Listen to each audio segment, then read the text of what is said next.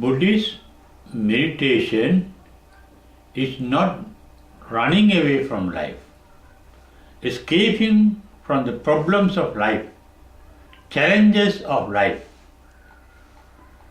isolating yourself in a jungle, secluding yourself in a room or a house or a building, secluding yourself, isolating yourself from the society. That is not Buddhist meditation. In Buddhist meditation, you are alone, but not lonely, because alone means all in one. The word alone is made up of all plus one. You are alone, but you are one with the universe, one with the society, one with the world. The world in which you live is not outside you, it is inside you. You do not live really in the world outside as we think, because none of our sense organs can know the exact world, the real world outside us. Without a microscope, we can't see the real nature of even our skin or body. We are made of atoms, but we don't see atoms. According to physical scientists, 99.9% of, and they included 12 9 points, decimal points, 99,999 points. That means more than 99% of our body is empty, but we don't see it. We can't see the exact sounds, all sounds in the world outside. We can't see the colors, the images. We only know what is reflected in our ear, the images created by our eye, the colors created by our eye, the sound created by our ear, the smell created by our nose, the taste created by our tongue, the touch created by our skin, the images created by our consciousness that we become conscious of. Therefore, the entire world in which we live, we can't run away from it. It is inside us. That is why Buddha uttered in the Rohitassa Sutta, Vyamatta kalevere panya pepi lokancha. That means the entire world of ours is within our 1 fathom body. Fathom means 6 feet. Our body is about 6 feet. Body means, body is the basis of our mind. Mind is a product of the body. It's a product of the physical energy of the body. Mind is a part and parcel of the body. It is that mind it is the seat of mind is our body. That is why Buddha said, our entire world is in our body that is about 6 feet, in Rohitassa Sutta. Even Professor Maturana from Chile said in his theory called autopoiesis, no one can know the world outside except one's own neuronal responses. That means the world we experience is created by our sense organs, and it is a product of our thought process, thinking process. Buddhist meditation is observing one's own mental process. That is called vipassana, observation of oneself. That is the main purpose of Buddhist meditation. It is to understand oneself, that one has to observe oneself. Why? The entire teaching of the Buddha is not in the canon, the Buddhist canon, the Buddhist literature, the words spoken by the Buddha. They are only words, they are only symbols, not the real Dhamma, not the real doctrine that the Buddha spoke of. There are commentaries made by his disciples about these words and stanzas and sentences uttered by the Buddha. They are only the ideas of the commentators. That doesn't mean their ideas are identical Buddhism. The real Buddhism was in the Buddha's mind. And it is not confined to the Buddha. Buddhism is in every mind of every being. Because throughout the 45 years, Buddha preached only the Four Noble Truths, called suffering, the cause of suffering, cessation of suffering, and the path to the cessation of suffering. Where is suffering? Not in the Buddhist canon, nor in the Buddhist commentaries. Suffering is in us. Therefore, by reading the Buddhist canon, what was spoken by the Buddha and what was commented and interpreted by the disciple in the commentaries, one cannot understand real Buddhism. One has to look into oneself to understand Buddhism. And that is our life. Our life is within us, not in the world outside us. We have to live the life within us. We cannot escape from life to understand life.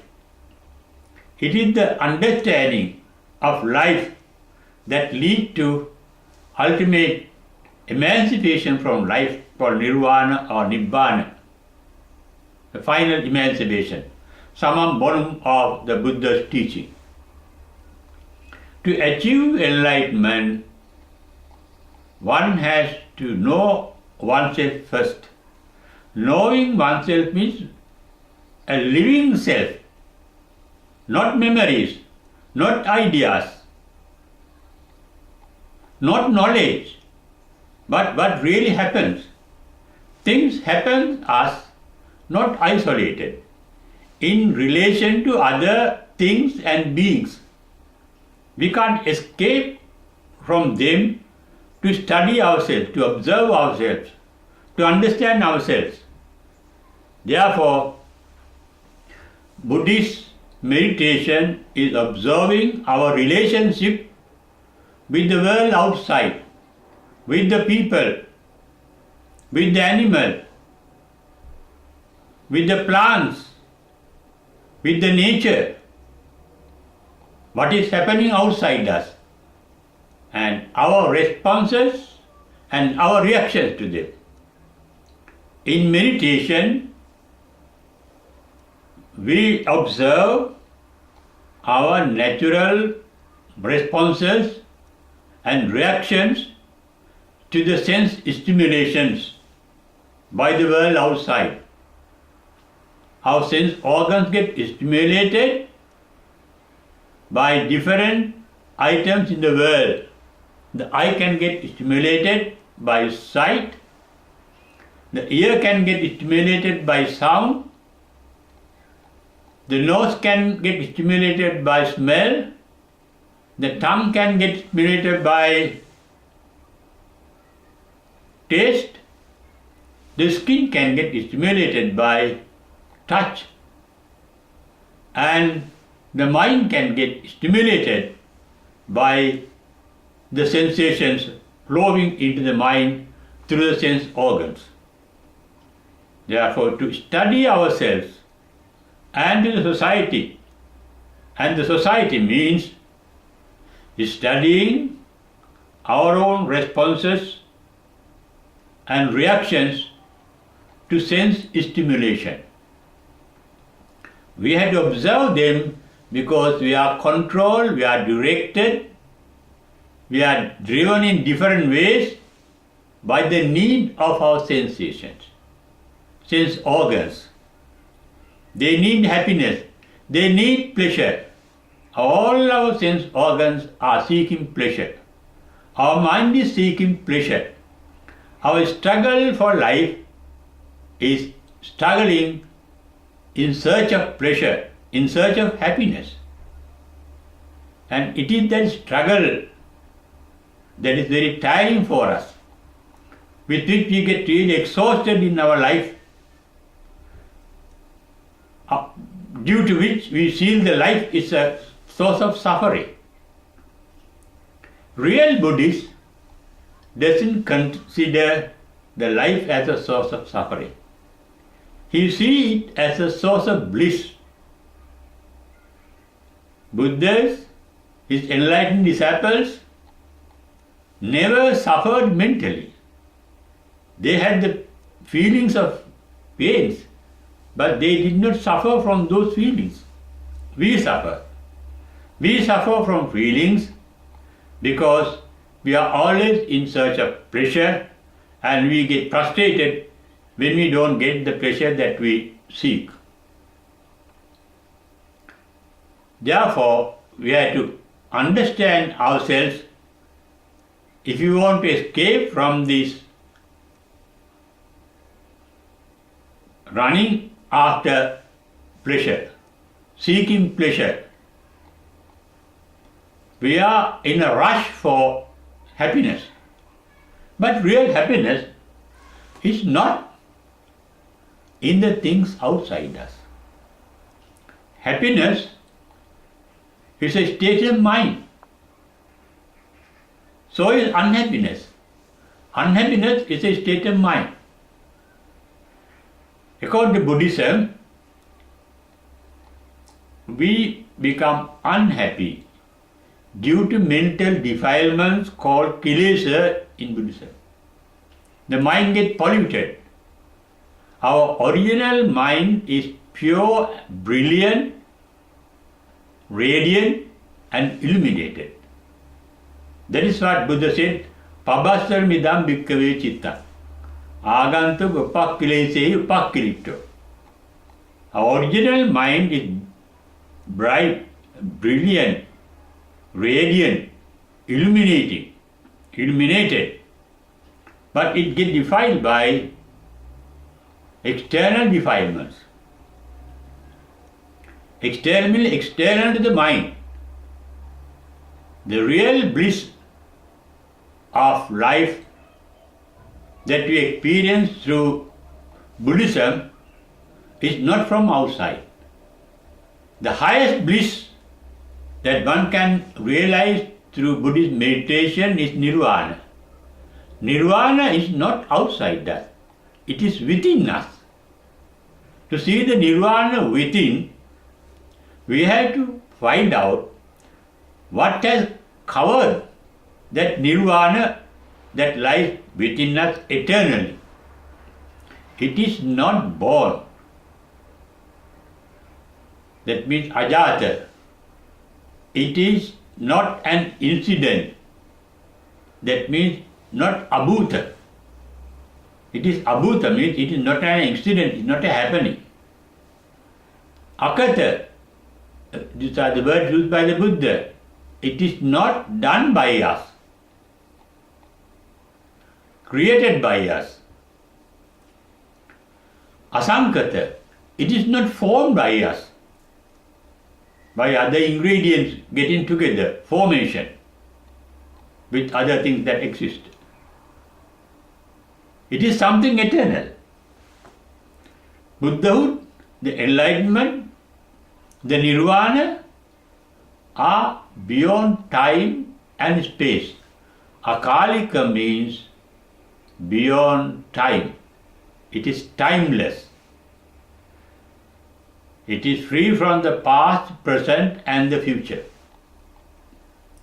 Our past, the psychological past is dead. Our psychological future is unborn, not yet born. The reality is in the present, here and now. That is why Buddha said, the real bliss of nirvana is ehi passiko, can be seen here. Sanditiko, it can be seen now. Because the bliss of nirvana is beyond time and also beyond space. That is why it can be seen here. Everywhere we can see nirvana. There is no particular place for nirvana, particular time for nirvana. There is no birth for nirvana. There is no decay for nirvana. There is no death for nirvana. It is of a different dimension.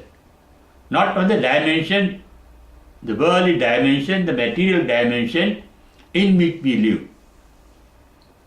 Our material dimension is made of time and space. Time was a dimension added to the three dimensions called length, breadth and height. To that three dimension, Albert Einstein added another dimension called time. Their dimension means their measurement. Now even a physical body can be measured from right to left, horizontally. It can be measured up and down, vertically. It can be measured from back and front, that distance, that thickness, three dimensions. And it can be measured how long it has been existing, the length or duration of time. Nirvana is said to be some state, some phenomenon beyond time and space. Time, beyond time means akalika, beyond space means ananta. Those are the words used by the Buddha. Therefore, Buddhist meditation is seeing this timeless, spaceless, causeless, birthless, decayless, deathless state of supreme bliss, which is not outside us, but which is inside us. And that bliss, the supreme bliss, is covered by our thought process, our thinking. Thinking is based on our knowledge. Without previous knowledge, we cannot think of anything. Without words, we cannot think. The bliss of nirvana is beyond words. The word nirvana is not the nirvana. Nirvana, the word nirvana is a symbol, it is a word. The idea about nirvana is not the nirvana, it is an idea, it is a concept. The real nirvana is a state that we ourselves can realize by ourselves. That is why Buddha advised his disciple just before his passing away, be a light unto yourself. When the unenlightened disciples of the Buddha asked him just before Buddha's passing away, after you pass away, how can we get enlightened? With whose help? With what help can we be enlightened after your passing away? Buddha said, Atta Deepa Viharata, be a light unto yourself. Atta Sarana, Be yourself, your own help. That means self-help is the best help to attain nirvana. Na anya sarana, never depend on anybody else. All our unhappiness is caused by our depending on others and other things. Because nothing in this world is permanent. Everything is dynamic. Dynamic means everything is active. Active means everything is changing every moment. That means nothing can retain a permanent identity. We may have a pleasant image of something with which we can enjoy our life, but that thing cannot last long. Everything in this world is born to decay and die. When you realize that reality, happening within you, happening outside you, you become wise not to depend on outside aids, agencies, help for happiness. Because happiness, real happiness does not come from outside sources. The real happiness is within oneself. According to Buddha's teaching, seeking pleasure leads to frustration and unhappiness. But not seeking pleasure, not desiring pleasure is a source of happiness. Buddha said dukkha samudaya, the cause of suffering is desire. Desire leads to suffering. Desireless leads to bliss.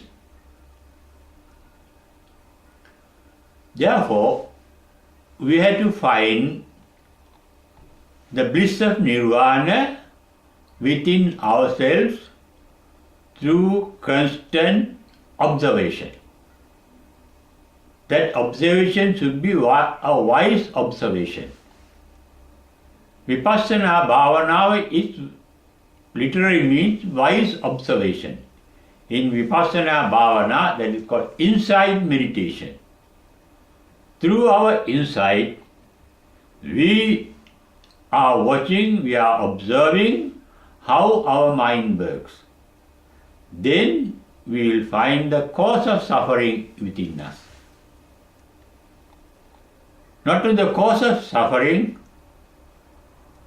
no cause can last long. When a cause ends, there is the bliss in the mind. When you are angry, you are unhappy. But your anger cannot last forever. That tension gets released when the anger vanishes in due course. When you have desire, when you have attachment, when you have love for something, and when you see that whatever that you love, whatever that desire, whatever that you want, even if you get, cannot be there forever. When you understand that, then the attachment get reduced little by little. However, this is the spiritual path. The material path is in the opposite direction. In the material path, for material pleasures, we have to collect. For spiritual development, we have to give up. Not to get, but to give. For material development, we must have ambition. We must have desire. We must have selection. We must avoid what is unpleasant, and we have to get round what is pleasant. That is for day-to-day living, material living. That is not bad, but in that struggle, in that rush for pleasure in the material manner, we suffer both physically and mentally. And out of that suffering, we get tired and we need some kind of rest. Buddhist meditation is rest in the mind, the body and the word. It is mental, mano, chitta viveka, that means mental rest, verbal rest, not speaking and not working. That is resting to rejuvenate our mental and physical energy, and through Buddhist meditation you can rejuvenate yourself to face the challenges of life. But mentally, we must be ready to face challenges of life, not to run away from it. You can't get enlightened or find the bliss by living in the jungle forever or living in a room forever just by doing only meditation. Real Buddhist meditation is living the life wisely, intelligently, with full awareness of what is going on inside and outside you. And that wise awareness is called sati sampajanya. Sati means awareness, sampajanya means wise. Wise means not knowledge.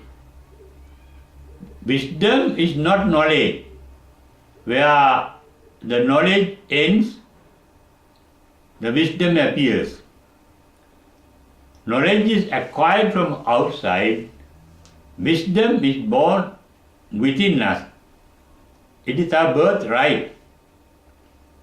Insight is the function of wisdom. With wisdom we can go deep into our mental states. When we are unhappy, we can go deep into it and find out why we are unhappy. When we are unhappy, we will see we are not happy because we don't get what is present that we are expected. Our desire for pleasure is frustrated, and that leads to mental suffering called unhappiness.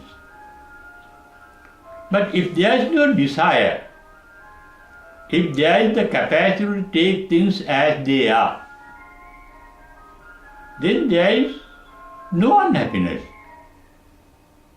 As there means that is his way, that is her way, that is how things are, that is the world nature, that is the nature of the nature. And with that understanding, the enlightened do not get perturbed or disturbed mentally by the worldly vicissitude. That is what is said in the Mangala Sutra, Puttasya loka dhammehi chittangasana kampati.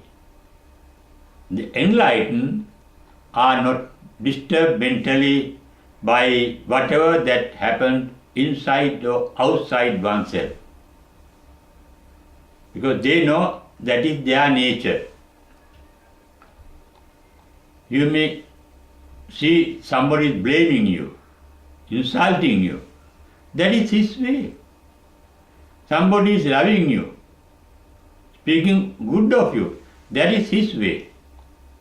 A person that speaks good of you at one time may speak bad of you another time. Whatever that happens in the world is not permanent, and that is why it's called entire world is dynamic, creative, dynamic. Therefore everything is in transformation. The universal dynamism is called anicca by the Buddha. Due to that dynamism, beings are changing, and that is called dukkha. And due to the constant transmission of things and beings, nothing and none can retain a permanent identity, and that is called anattata. It is translated as no soul, but that is not a good translation. Anatta doesn't mean a soul, that you are an individual, that you are somebody, that things are there. Those are realities, practical realities. Anatta means they don't have a permanent identity to be attached to or to resent. Therefore, when you realize that things are not permanent, they are always in a state of transformation, they can retain permanent identity because they are dynamic, you get a mental capacity to take things as they are.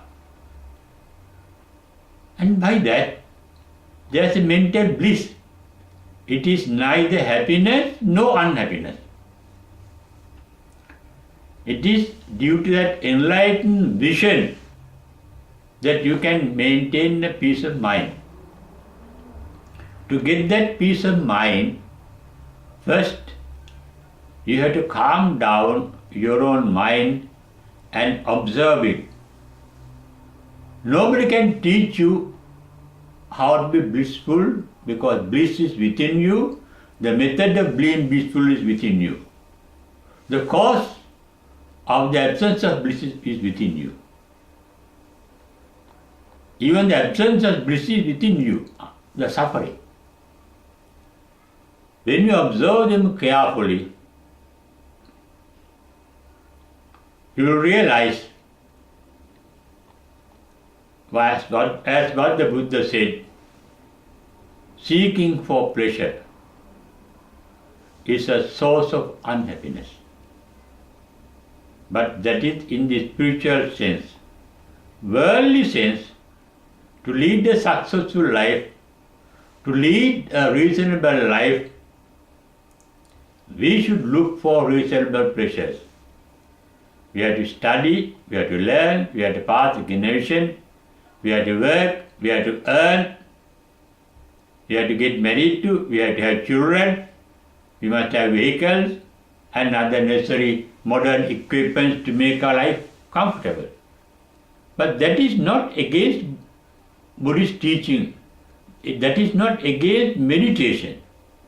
Have all the pleasures, sensory pleasures, without being attached to them. How? Realizing that they are only temporary, that they are dynamic. Not only they, even you are a temporary being.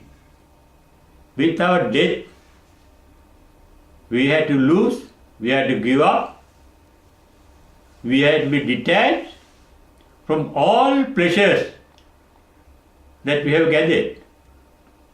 Therefore, why can't we be mentally dead every moment?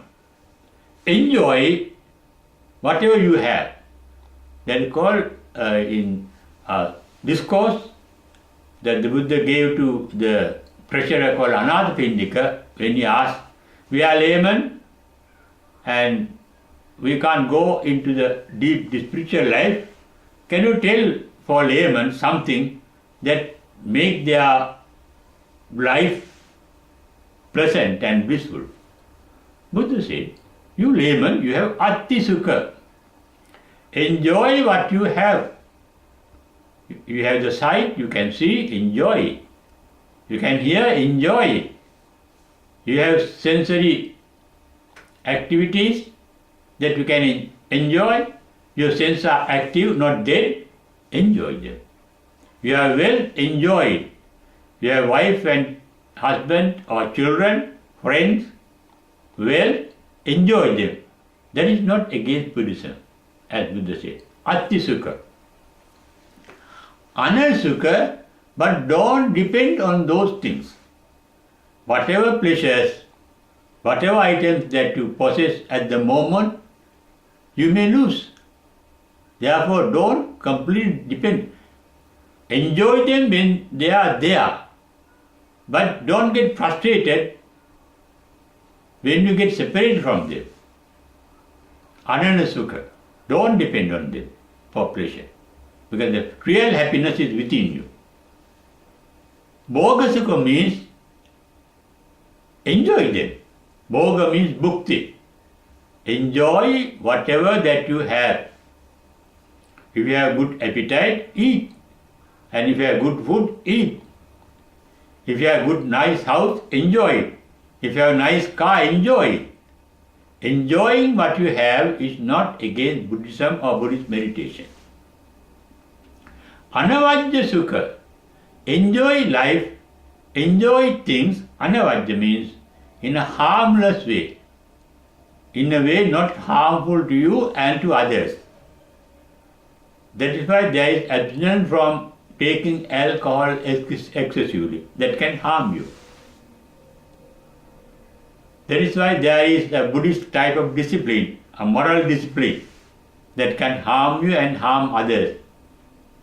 Lead an innocent life, not only life that is only beneficial to you, make your life beneficial to others too. Because that is being beneficial, being benevolent, is the nature of the nature. The sun gives us light and heat, expecting nothing in return for our benefit. The clouds give us rain, expecting nothing in return. The wind brings us clouds, expecting nothing in return. The trees, plants absorb all the carbon dioxide we emanate, and in return give us oxygen for our benefit. They give us leaves that we can eat, flowers that we can enjoy, honey that we can enjoy, fruit that we can enjoy, yam that we can enjoy, expecting nothing in return, benevolently for our benefit. Rivers flow, streams flow, rain comes down for our benefit. When you understand what the nature is there for, you are a part and parcel of nature, you have been produced by nature, be natural and be benevolent, not only to others but also to yourself. How can you be benevolent to yourself? Not being unhappy, not being frustrated, not being full of worries and tension. Lead a relaxed life. And lead a relaxed life while understanding yourself, while observing yourself in relation to the world outside. You can't run away from the world and find out the defilement in us. The defilement in us crop up only due to different stimulation from the outside us. Therefore, we have to be in life and study how the defilements crop up in relation to our relationship, Buddhist relationship, because all defilements are paticca samuppanna. Paticca, dependent origination. That is Buddhist law of relativity. They are related to other causes. Therefore, we had to do our Buddhist meditation in relation to things and beings around us, and also in relation to our own world, the world that we have created by our sense experiences. Your relation to that world, imaginary world, and it is in that world you get both bliss and suffering. They are original in you, they originate in you. Bliss is original state in you. Suffering is also the loss of covering of that bliss. And you have to find out how our bliss gets covered by certain latent tendencies called nivarana. Buddha said, Kamachanda nivarana. We like certain things, liking due to certain tendencies, certain past memories in us. Vyapada nira, we dislike certain things due to certain mental tendencies. They lead to our suffering. They lead to desire. They lead to hatred. They lead to resentment. Therefore, to study the latent tendencies yourself, you must live in an environment when these latent tendencies get activated. They get activated when you think that are pleasant or unpleasant. When you see things, when you hear things, when you smell things, when you taste things, our desire for pleasure arises. And when you see things that doesn't give us displeasure, our resentment, vyapada, resentment, the tendency for resentment crops up in us. Therefore, to study ourselves for self-realization, we have to study our responses and reactions towards other things and beings both outside and inside us. Therefore, it is not necessary to run away from life and escape from life, escape from the challenges of life for self-realization and the ultimate realization of the supreme bliss within us. That can be done here and now in any environment without running away to the jungles or without hiding in a room or a building, without being isolated. Isolation itself leads to unhappiness. Be alone, but not lonely, all in one. You are part and parcel of the entire universe. The entire universe has an effect on you. The entire universe that you know is within you. Understand that universe in relation to your day-to-day experiences without running away from those experiences.